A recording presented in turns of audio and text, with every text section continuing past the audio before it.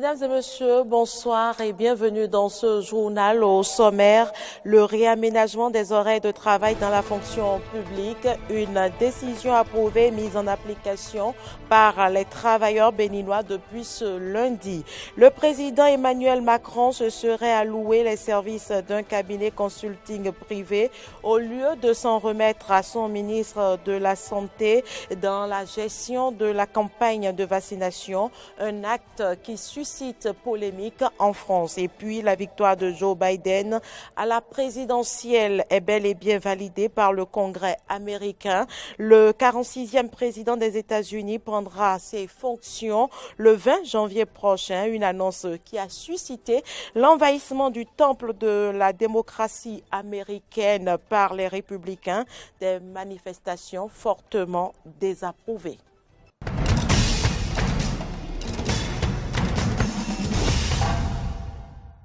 Merci pour l'attention. Le Conseil des ministres, en sa date du 9 décembre 2020, a décidé du réaménagement des horaires pour les travailleurs de la fonction publique. Ainsi, ces derniers sont désormais au poste de 8h à 12h30 dans la matinée et de 14h à 17h30 dans l'après-midi, avec une pause d'1h30 minutes.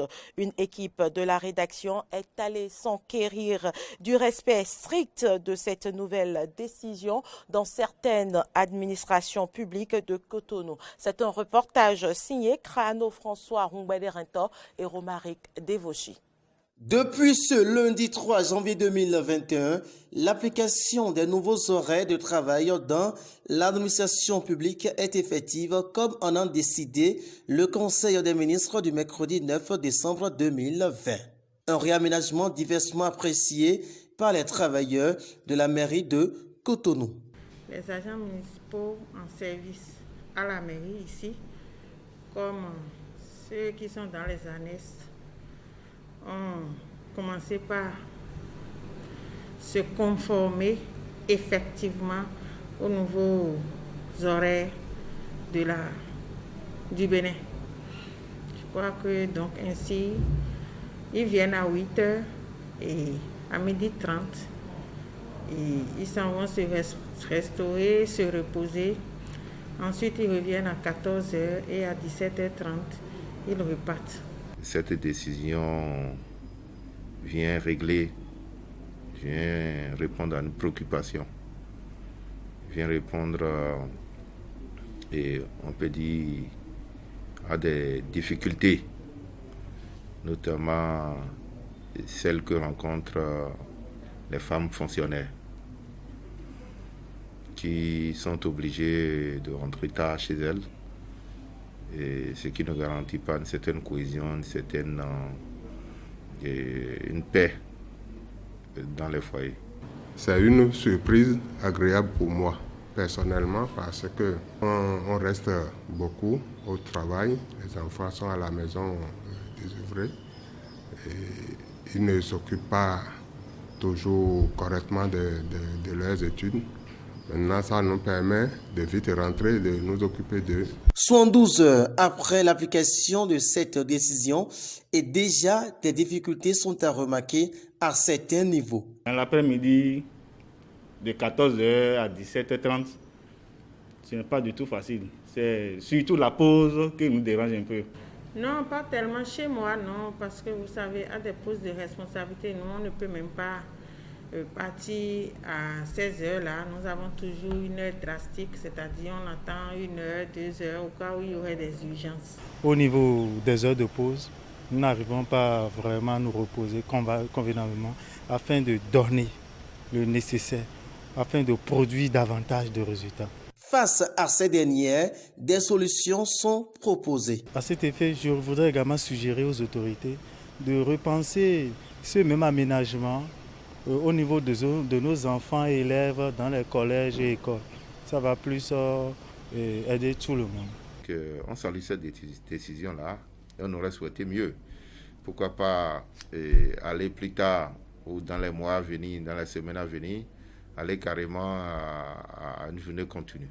Ce réaménagement, faut-il le rappeler, intervient à la suite d'une étude initiée par le gouvernement dans le but de garantir la qualité du service public autant que la vie familiale et l'épanouissement des agents de l'État. Cette nouvelle disposition liée aux horaires sera donc un porteur d'effets positifs pour l'administration, de même favorisera une meilleure vie de famille pour les travailleurs.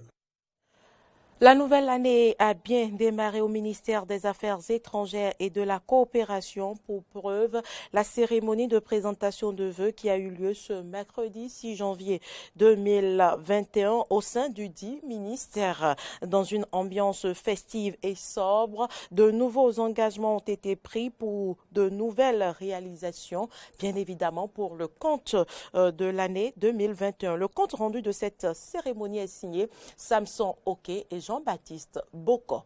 Présentation des vœux de nouvel an au ministère des Affaires étrangères et de la coopération. Une tradition à laquelle le personnel de ce département ministériel a sacrifié ce 6 janvier 2021. Nous souhaitons que cette année nouvelle nous éloigne davantage de l'angoisse de la pandémie du Covid-19 qui a caractérisé l'année 2020 qui vient de s'éteindre.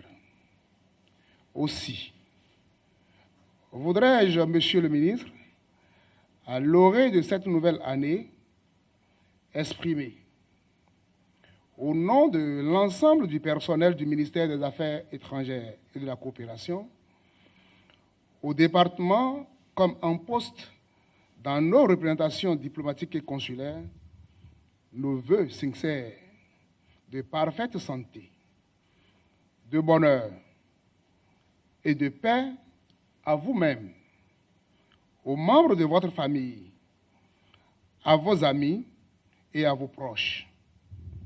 Nous souhaitons que vos actions, tant privées que professionnelles, au service de la République et aux côtés du président Patrice Talon, soient couronnées de succès tout au long de l'année 2021. Avant de présenter les doléances pour de meilleures conditions de travail du personnel, le porte-parole a salué les avancées notables enregistrées dans l'action diplomatique au cours de l'année 2020. À son tour, le ministre Aurélien Agbenochi a formulé ses vœux les meilleurs à l'ensemble du personnel de son département. Je voudrais, à l'entame de mon propos, souhaiter à chacun de vous ici, à tous les membres du secrétariat général, de mon cabinet, à tous les directeurs, à tous les agents du ministère, à l'ensemble du personnel, y compris ceux qui sont dans les postes diplomatiques et consulaires, je voudrais vous dire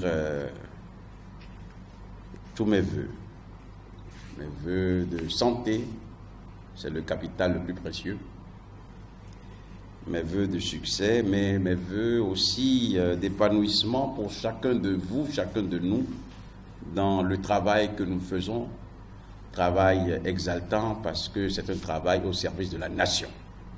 Au terme des échanges de vœux, des engagements ont été pris de part et d'autre pour un meilleur rayonnement de l'image de la diplomatie béninoise.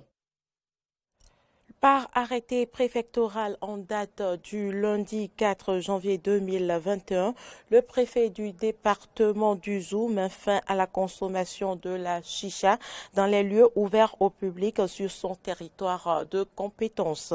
Pour Firmin Couton, cette décision vise à préserver la santé des jeunes fumeurs haineux et pourrait s'étendre au département des Collines. Quelle lecture font les citoyens de cette décision? Écoutons quelques-uns au micro de Laurent Roland Tonéikès. Je pense que lorsque nous prenons la décision en elle-même, il faut ça pour quand même réglementer. Parce que nous avons constaté aujourd'hui que ça soit de Cotonou à Malanville, partout, c'est devenu la référence, c'est devenu la chose la plus aimée et c'est devenu même un objet de distraction, sans que les gens n'y pensent aux conséquences. Et prendre aujourd'hui cette décision, c'est quand même dire oui cette substance que nous consommons, que les jeunes consomment dans la société, a des impacts sur la santé. Et il faut la réglementer. On ne peut pas l'interdire parce que déjà l'interdit, juste même dans les lieux privés, c'est aller quand même en conflit avec d'autres films. Mais déjà réglementer, ça va pouvoir limiter l'accès. Mais dire interdiction sur les lieux publics, dans les lieux publics également, ça veut dire qu'on peut se cacher pour prendre. Et ça peut constituer également une bombe, parce que les gens vont en consommer, on ne saura pas ce qui va se faire, et c'est les effets maintenant très négatifs sur la santé des populations qu'on va constater dans la société. Donc c'est bon déjà l'initiative, parce que pour toute chose, il faut réglementer, et également la société a une attente vis-à-vis de sa population. Et il ne faut que des lois, des normes qui pourront réglementer cette consommation. Donc voilà, c'est déjà une décision, parce que nous avons eu avec des bailleurs, avec des maires, déjà pris des initiatives comme ça dans la Liborie pour voir dans quelle mesure réglementer cette consommation. L'accès des jeunes, c'est surtout là aussi la question. Il est bon de réglementer, mais comment limiter l'accès?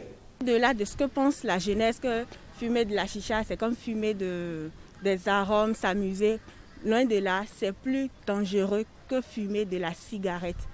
Et donc, moi, je suis très ravie de cette décision qui a été prise par la préfecture du département du Zou, du Bénin. C'est à féliciter. Et j'invite également l'État à pouvoir s'impliquer dans cette décision afin que ce soit généralisé à toutes les communes du Bénin. Parce qu'il y a même des restaurants aujourd'hui où sans la chicha, il paraît que les jeunes ne s'installent pas pour manger, alors que c'est très dangereux pour leur santé. On investit aujourd'hui dans la jeunesse. On sait que le dividende démographique, on ne pourra pas le réaliser sans la jeunesse. Et si tout ce qui se fait dans tous les secteurs, que ce soit l'éducation, la santé ou la formation, si ces jeunes ne sont pas en bonne santé, alors le développement va recevoir un coup. Donc il est important que l'État aussi s'implique dans cette décision et que l'interdiction de la consommation de la chicha soit sur toute l'étendue du territoire national. Et bravo à la préfecture d'Abomey pour avoir pris cette belle initiative que je trouve salvateur. Et ça va réduire beaucoup de problèmes de santé publique dans notre contexte. Cette décision, c'est vrai, elle est bonne, elle est la bienvenue, mais comment faire pour que vraiment ce phénomène soit éradiqué, pour que même à la maison, le jeune craint de fumer la chicha parce que peut-être il y a des mesures qui ont été mises sur place pour pouvoir surprendre ces jeunes-là qui sont à la maison. Parce que je me rappelle très bien, il y a eu un moment où même ces jeunes qui restent à la maison et qui font de la cybercriminalité, il y a eu ce temps où les policiers débarquaient à la maison pour les prendre. Ce moment-là est passé. Pourquoi ne pas penser à un truc comme ça? Donc, c'est bien, la décision elle est bonne, mais je pense qu'il faut encore réfléchir plus loin. Si on interdit dans les lieux publics, oui, mais à la maison, ça se passe comment? Discrètement. Est-ce que c'est vraiment la décision qu'il faut prendre, ou bien est-ce qu'il n'y a pas d'autres... est-ce qu'il ne faut pas réfléchir à d'autres moyens pour pouvoir vraiment éradiquer, pour supprimer vraiment ce phénomène-là qui est en train je dirais, qui est en train de mettre en déroute la jeunesse? Santé, la sinusite est une affection caractérisée par l'inflammation des sinus, très souvent confondue au rhume, qui chez certains patients ne se guérit pas. À la suite d'un traitement médical, ceux-ci n'hésitent pas à faire recours à la vertu des plantes. Témoignage des bienfaits du traitement traditionnel de la sinusite, c'est dans ce reportage que je vous invite à suivre. Antoinette est une coiffeuse professionnelle. À 34 ans, elle a déjà souffert durant plusieurs mois de la sinusite qu'elle confondait au rhume. J'avais souvent le nez bouché en croyant que j'étais enrhumée. J'ai donc traité le rhume en vain. Non satisfaite, elle a été finalement à l'hôpital où la sinusite lui a été diagnostiquée. Après un premier traitement et limitée par les moyens, elle a fait recours à la médecine traditionnelle. En intervalle de 3 ou 4 semaines, Antoinette confirme être guérie grâce à un traitement à partir des plantes médicinales. Le tradithérapeute me donnait des produits extraits des plantes. J'en mets dans le coton pour l'inhaler et je consomme d'autres qui sont en poudre. Peu à peu, j'ai commencé par avoir satisfaction, puis la guérison. Comme Antoinette, beaucoup de personnes souffrant de cette affection font recours aux tradithérapeutes comme ce théboriste. Pour lui, une recette grand-mère est bien différente d'un traitement traditionnel. Et si nous prenons par exemple les ail écrasés ou découpés et que la personne inhale, ça l'aide à avoir une satisfaction du moment. Oui, guérison du moment, donc il est soulagé. Il est guéri, mais c'est de façon légère. C'est après ça qu'il va suivre maintenant le traitement de sinusite pour être guéri. La sinusite se traite de façon naturelle.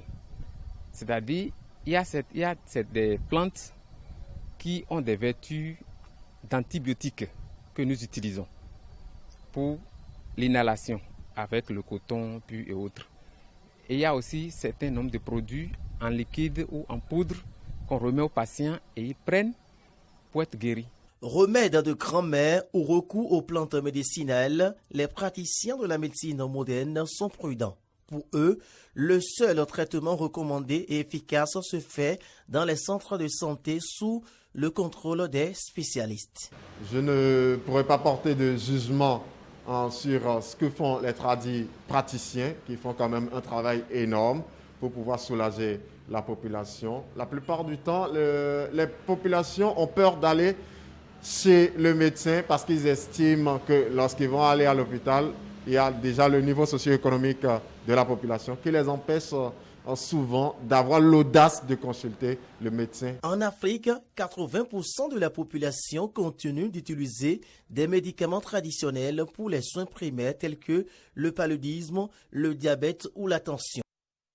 Actualité en dehors du Bénin, la victoire de Joe Biden à la présidentielle est bel et bien validée par le Congrès américain. Le 46e président des États-Unis prendra ses fonctions le 20 janvier prochain. Au terme d'une journée à eux sans précédent, Mike Pence, le vice-président, a certifié la victoire du démocrate de 78 ans. N'en déplaise à Donald Trump, ce mardi, ses partisans ont envahi l'ensemble du Capitole. Le symbole de la démocratie américaine a été pris d'assaut du jamais vu dans l'histoire des États-Unis. Retour sur cette nuit qui a fait vaciller l'Amérique.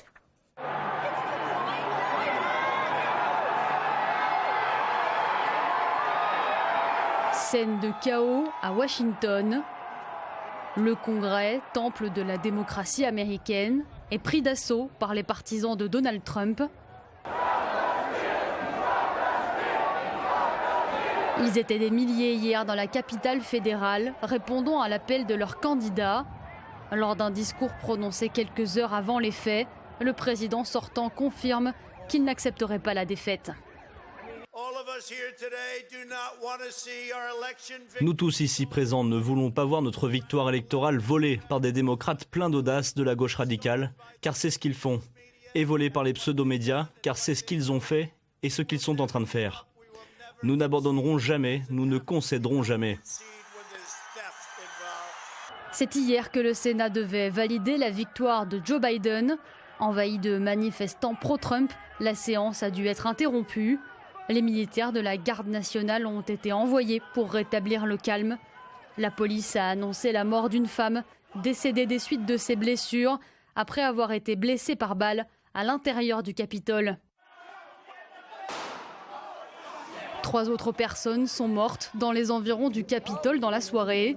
Un couvre-feu a été instauré à Washington en fin d'après-midi. Des manifestants sont toujours à l'extérieur du bâtiment. Dans une vidéo enregistrée dans la soirée à la Maison-Blanche, Donald Trump s'adresse à ses partisans. Je connais votre douleur, je sais que vous êtes blessés. Nous avons eu une élection qui nous a été volée, mais vous devez rentrer chez vous maintenant. Il nous faut de la paix. Les sénateurs ont pu regagner leur place dans l'hémicycle, sous escorte lourde. La séance a repris après un discours de la présidente de la Chambre des représentants, Nancy Pelosi. Nous devons montrer, et nous le ferons, au pays et même au monde entier que nous ne serons pas détournés de notre devoir, que nous respecterons notre responsabilité envers la Constitution et le peuple américain. À ceux qui se sont efforcés de nous arracher à nos responsabilités, vous avez échoué. À ceux qui se sont livrés à la joyeuse profanation de notre temple de la démocratie américaine, justice sera faite. Des Américains qui envahissent le Capitole, une première dans l'histoire des États-Unis. Et puis, Donald Trump a finalement reconnu que son mandat est bel et bien terminé. Il promet une transition ordonnée à la suite des manifestations de la veille, des images d'une extrême gravité qui ont fait réagir Joe Biden, que je vous invite à suivre.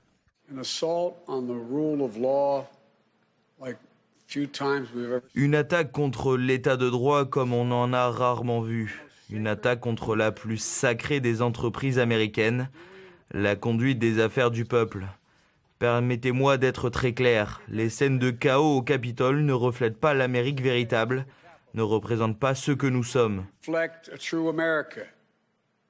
not represent who we are.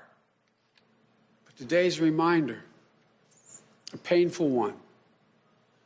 Cette journée nous rappelle de manière douloureuse que la démocratie est fragile et que sa préservation nécessite des personnes de bonne volonté, des dirigeants qui ont le courage de se lever, qui sont dévoués non pas à la poursuite du pouvoir ou de leur intérêt personnel, à la poursuite de leurs propres intérêts égoïstes à tout prix, mais au bien commun. Their own selfish interest at any cost, but of the common good. Et puis le gouvernement encore toujours critiqué pour la gestion de la crise sanitaire en France. Dernière polémique en date, celle concernant le président Emmanuel Macron qui se serait alloué les services d'un cabinet consulting privé au lieu de s'en remettre à son ministre de la Santé dans la campagne de vaccination. Sale temps pour Olivier Véran. Hier, le Canard enchaîné a révélé une information pour le moins humiliante pour lui. Emmanuel Macron prend désormais conseil auprès du cabinet McKinsey pour la campagne de vaccination. Le gouvernement français se distingue désormais par la lenteur de sa campagne de vaccination contre le Covid-19 par rapport à d'autres pays européens, constate le site américain Politico, qui révèle qu'Emmanuel Macron aurait demandé au cabinet McKinsey de le conseiller en matière de logistique. Une information plutôt étrange, alors que le président de la République est déjà très entouré par une véritable armada de conseillers. La Haute Autorité de Santé, le Conseil scientifique, le Conseil dit CARE, les agences régionales de santé, l'Institut Pasteur. Sans parler de la commission vaccin, présidée par Alain Fischer, et de tous les hauts fonctionnaires du ministère de la Santé. Mais voilà, alors que la campagne de vaccination est lancée depuis déjà une dizaine de jours, ça n'avance pas. Pire, ça patine, et Emmanuel Macron ne serait pas content. Ce serait donc, à en croire le Canard, l'incapacité du ministère de la Santé à organiser la campagne de vaccination qui aurait poussé la présidence à recourir au conseil du cabinet McKinsey. Ce cabinet américain très célèbre, dont les quartiers généraux sont à New York, est l'un des mastodontes de ce que l'on appelle le fameux consulting. Cette notion un peu vague recouvre toute une série de services, depuis le conseil en stratégie des entreprises jusqu'à l'accompagnement de la transformation des administrations publiques. Vous n'avez rien compris ? C'est normal. McKinsey est une entreprise très secrète qui dévoile peu ou pas de détails sur ses clients et la nature de ses activités. Sauf quand il y a un scandale, bien entendu. Et au vu de la nature de ceci, il est un peu étonnant que la présidence de la République recourt à ce cabinet. D'abord parce que McKinsey est proche du département américain de la Défense. Pendant la campagne présidentielle américaine, le candidat progressiste Pete Buttigieg avait révélé avoir travaillé pour McKinsey avec comme client le département de la Défense, justement. Étant donné les liens étroits entre le cabinet et le Pentagone, un mème avait vu le jour sur le net décrivant Pete Buttigieg comme un agent de la CIA. Le candidat avait dû démentir, même s'il a bien commencé sa carrière comme agent de renseignement pour la Navy. Reste que cette affaire est tout à fait symptomatique de la réputation du cabinet McKinsey, dans tous les cas très proche de l'armée américaine. Mais ce n'est pas tout. Alors que McKinsey doit intervenir sur les sujets sanitaires, côté pharmaceutique, ses activités n'ont pas toujours été très reluisantes. En effet, l'année dernière, le nom de McKinsey a été quelque peu entaché par une sinistre affaire. En 2009, le cabinet avait conseillé une stratégie pour le groupe Purdue Pharma, l'enjoignant à, je cite, « turbo-booster ses ventes d'opioïdes en accordant des réductions aux clients qui en écoulaient le plus ». Alors que les États-Unis sont en proie à un grave phénomène d'addiction aux opiacés, cette stratégie éthiquement contestable avait valu à McKinsey et le groupe Purdue Pharma d'être traduits devant les tribunaux. Le procureur général du Massachusetts avait accusé les prévenus d'avoir attisé les flammes de l'épidémie d'opioïdes. Au vu de ce passé plutôt lourd donc, il est un peu embarrassant que McKinsey ne révèle pas la liste de ses clients. Car dès lors, comment savoir si ce cabinet qui conseille la présidence de la République n'est pas en situation de conflit d'intérêts, que ce soit sur le plan national ou privé? Alors, devant toutes ces questions, on se demande bien qui a eu l'idée de proposer les compétences du cabinet américain en sus de celles du ministère de la Santé. Les regards se tournent actuellement vers Maël de Calan, jeune associé partenaire chez McKinsey. Ce jeune progressiste, autrefois aux Républicains, est actuellement militant dans la formation de droite macro-compatible, Libre. Ancien élu du Finistère, cet ami de Thierry Solère, conseiller du président Macron, s'est aussi très vite fait repérer par la French American Foundation. Cette officine américaine, chargée d'approfondir le partenariat transatlantique, possède un programme de réseautage franco-américain appelé les Young Leaders, dont Maël de Calan fait partie. Or, qui était également Young Leader en 2012 ? Emmanuel Macron. Atlantisme, amitié avec des proches de Macron, Maël de Calan semble bien être l'artisan de ce rapprochement entre McKinsey et l'Élysée. Et oh, surprise, il était bien présent à la réunion du 23 décembre au palais présidentiel.